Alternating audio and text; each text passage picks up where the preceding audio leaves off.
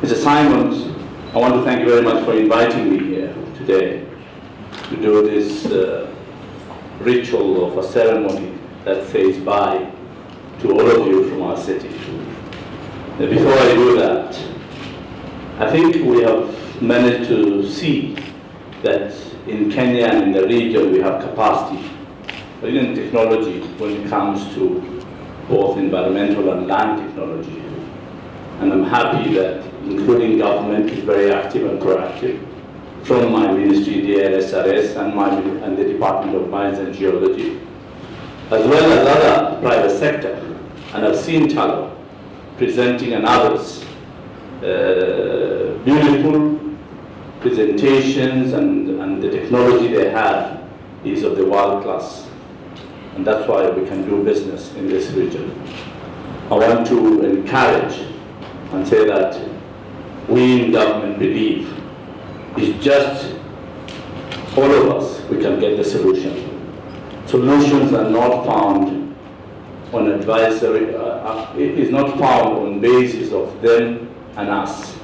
Solutions are found when there's collaboration between us. And I believe between government and the private sector, we can collaborate to be able to do business. And everybody can have a role. And just now, Mr. Simon was telling me, we need to moderate both the private sector and the government sector. If you leave government uncontrolled and without checks and balances, I can tell you it can abuse those powers they have. And if you leave the private sector to just be motivated with profitability at any cost, then it can be an ethical way of getting that profitability. We need to just find a balance that we are all be able to play a role together. I want to reiterate a commitment of government that we are committed in technology. The Jubilee government is a digital government. You have seen our president, he can take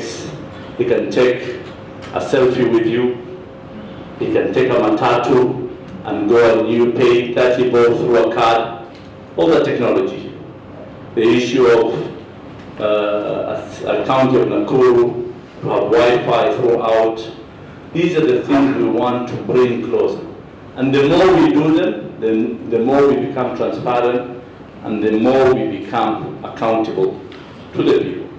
And earlier I said, we are using an online transactional cadastre system that you apply your application of a grant in the Ministry of Mining through the portal, and you get responded through the portal, and you can see your processes until the final, and it has timelines that can be able to tell you when are you getting the answer or the response from the ministry.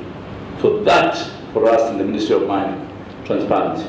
As you are aware that this ministry was well known, not only this ministry, but such ministries. They handle all their things in an opaque manner. You don't see anything, you don't know what's happening. And when the president announced the Ministry of Mining, all of us, including myself, I was shocked. Mining? What do we have in Kenya to say to warrant a Ministry of Mining? And suddenly it fell on me. It was not my choice, so everybody thought I'd go to Ministry of Tourism. But I served that too long. 4 years was long enough. And now I'm going to this challenging responsibility on securing the wealth of Kenya. And I'm trying to do my best to do that. But up to now, we've always been told that, why are you making a big deal about having a law in Parliament, spending money and a budget to the Ministry of Mining, and we have nothing? I can tell you in the last 3 months, we intercepted 27 containers of copper or gold at the port of Mombasa. And it has been intercepted through a few individuals who feel for this country. And you read yesterday, or the day before yesterday, that I am needed because I have intercepted it. Now I'm being arrested for that. The hunter gets hunted. That's the situation. Because the people who do these illegal things are very powerful. They have the money. They have the money to buy anybody at any price, so that you cannot catch them. It's unfortunate, but I can tell you I have nothing to lose. I will follow the law. I will go to court on the 5th of December to present myself. So I have not done any contempt of court, but those people are not going to do illegal business in this country, as far as I'm concerned as the Minister of Mining. That will never happen. That copper ore and gold in those containers that do not belong to Balala or to Balala's family, it belongs to the Kenyans, and we are entrusted as leaders to protect it. And that's why we are doing a legal framework to take actions on people who do not follow the law, and to take and to facilitate to people who are serious, who want to follow the law and invest their money here. That is why we have established the Ministry of Mining. But otherwise, if we follow what has just happened, then anybody can come and be able to take the wealth of Kenya without a license, without an export permit, and be able to take these things. We don't know where they're taking, at what price, and where did they get them, we don't know. But every day we're being told there's no wealth in this country. In the next couple of years, I'll come to tell the country how much wealth do we possess. It's huge. You cannot imagine. Our vision 2030, we're taking 10% of our GDP. 10% is huge money. If tourism is 9% and it's almost number 2 in our GDP, what happens if we put 10%? We'll be also number 2 in the GDP, surpassing tourism. But tourism in my time, not in this time.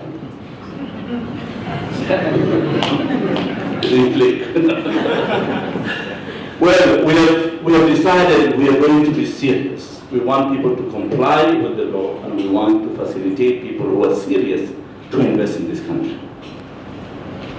Last week, Tuesday, it was historic for this country, for Parliament to pass the legal framework that I have presented on behalf of the executive and approve it.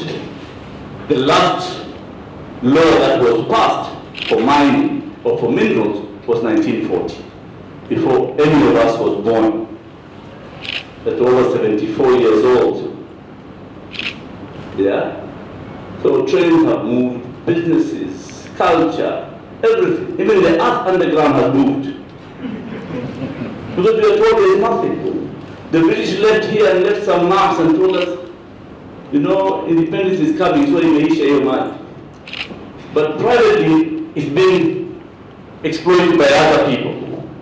So we are saying we are bringing a legal framework, which in that law, we have introduced the National Mining Corporation that can be an arm of government in investing into minerals and mining. I can tell you in Africa, there is no success story in Africa. The only success story is Botswana in mining. Botswana is successful because they own 50% as government in the diamonds that are being produced by the bears. In the third world, the other country that is successful is Chile. It has the largest copper mine, but that Codeco is owned by government. And the people who are successful in the world, Australia, Canada, but they have 100 years of a culture of mining and a regime that keeps on changing, and they benefit. But the rest of Africa, it has become a curse. It's not a blessing. Here in Kenya, we want to turn it to be a blessing and not a curse. We have a modern constitution, one of the most modern constitutions, progressive, people-centered constitution. If we center minerals around people, then it will be a blessing. But if we center minerals around officials of government in the center and a few favored investors, then it will be a curse. And in this bill, which in a few weeks the President will assent, this is a bill that is centered around people. It is on three pillars, standing on three pillars. One is predictability and the reliability of that title called a grant. Two is transparency. So we know how the process of grants allocation is given and also how much we are going to get from those grants. And three, equity. How much are we sharing with the people? Those are the CSRs we want. So that people feel we don't have to build a school.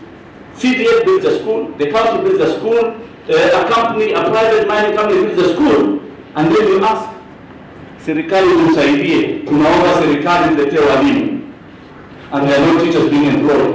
All those infrastructure will remain empty without teachers, because there was no planning, it's not integrated to the development program. So we want to do that. So we need people to see difference in their lives, we need infrastructure to come, and we need employment to be given to the locals. And this time, and I see here, and I'm talking about East Africa, I think we have the capacity. Local content must be local content. And not local content, we become employees and then we become spectators in business and other people make the money. Local content, it must benefit the region. And if, and I've seen this with Talon is exporting their coal for analysis to South Africa, or to other countries, or to Australia. And if Kenya does not have a laboratory to analyze that coal, and Uganda has, we will instruct Talon to make sure goes to Uganda and does analysis, and not to export it out of the continent. That is the global content we want to benefit. If I don't have, my neighbor has, priority is my neighbor. Then if nothing happens, then I give it to Australia to do that job. Then we will benefit as a region and as a people.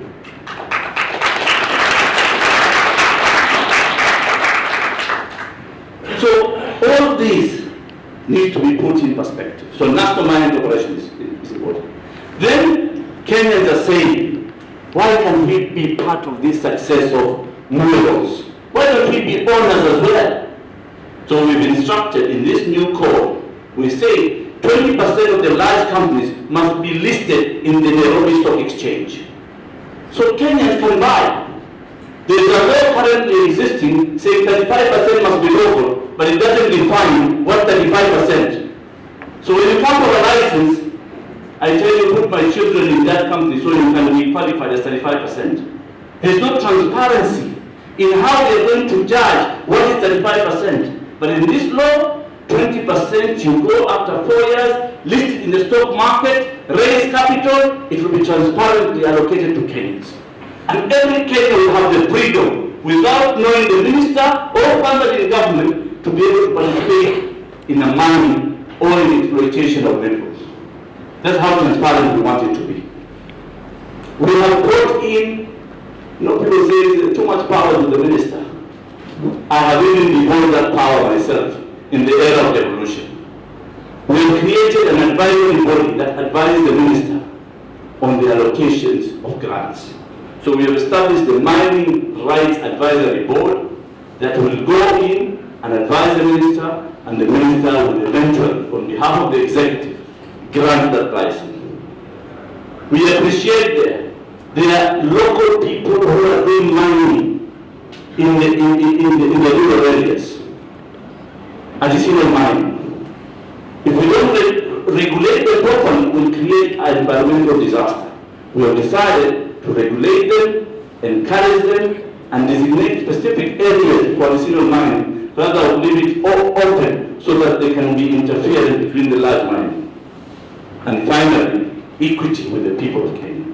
I've mentioned 10% community, 20% county, and 30%, 70% was government. So ladies and gentlemen, that is what we have succeeded in the last 1 year to get this bill. In the next few months, we'll be concluding the airborne survey, the magnetic airborne survey. We are just finalizing on funds. We'll come back. We have also put a condition that the airborne survey will be monitored with an independent panel appointed by the government so that we know the quality and the process.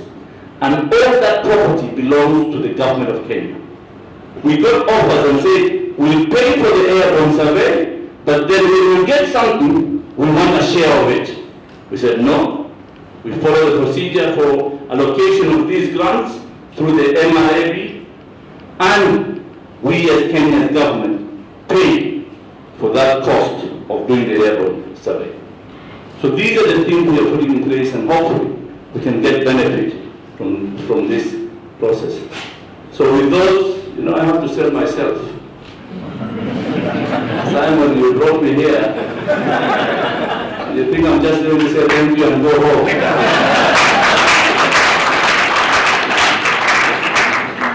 I'm not a technology scientist, but I'm a politician. So that's why I said I have to come here and sell myself. I hope I've sold myself through a few clubs and maybe more coming. So thank you very much, but I want to appreciate this conference. It was last year in Uganda, Ginger, and I'm told then it was 115 people attended. Here is 150 people attended, 35 organizations and 11 institutions. So I want to say thank you very much. We are happy. I hope it has been fruitful for you, all of you, and beneficial. And I want to say, when you come to the government of Kenya, we are more than glad to work with you. And we are investing heavily in ICT and supporting the youth because they have the mind to modernize this country. With those remarks, I take the opportunity to officially close this 9th conference of Esri here in Mombasa. Thank you and good evening.